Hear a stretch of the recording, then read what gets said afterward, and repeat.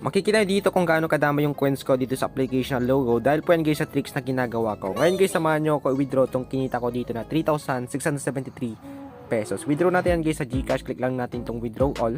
And then dito guys, click lang natin tong withdraw button. And as you can see guys, sabi niya dito, successful withdrawal na po siya. So guys, hintayin ko na lang muna siya dumating doon sa aking GCash account. Then update ko kayo once na dumating na nga siya doon sa aking GCash. And kita naman guys, after ilang minutes lang ay na-receive ko na nga yung payout natin doon na 3,673 pesos. Nice. Guys, nagpapatunay ito na gumagana yung tricks na ginagamit ko dito sa application na logo. And guys, kung gusto niyo din dumama yung coins nyo dito sa application na logo, panoorin nyo lang yung full video kasi tuturuan ko kayo ng step by step kung paano guys mapaparami yung coins nyo dito sa application. Ayan guys, direct na tayo agad, no? Explain ko na sa inyo kung paano mapapadami yung coins natin dito sa application na logo. Disclaimer lang guys, itong ituturo ko sa inyo ay medyo late na po siya kasi nga ang downloads ni logo ngayon guys is nasa 1 million na po. Okay, meaning guys, ang dami nang gumawa ng tricks na to. Pero i-explain ko pa rin guys, pagkasakaling magamit nyo dun sa next app na i-release nila. Okay, so ang gawin nyo guys, mag-create muna kayo ng 10 hanggang sa 20 na Google account. Pero ang gagamitin natin nun guys,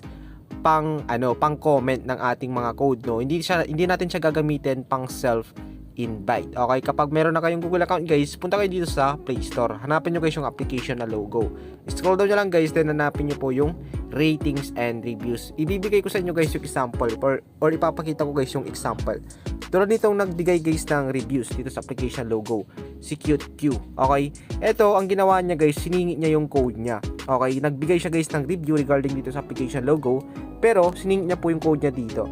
Okay, same naman guys kay Mark Lau. Okay, ito namang si Mark Lau guys, naya niya lang guys, no? Kita niyo naman, parehas po yung kanilang sinabi dito, pero magkaiba po yung referral code nila. Okay, and kapag dito guys, kita niyo naman. Okay, itong isa, hanap pa tayo guys. Scroll down pa natin guys, no? Hanap pa tayo dito na talagang sinisingit nila yung code nila guys. Actually, hindi pa kayo dito late, no? Pwede nyo pang gamitin to. Pwede pa guys, basta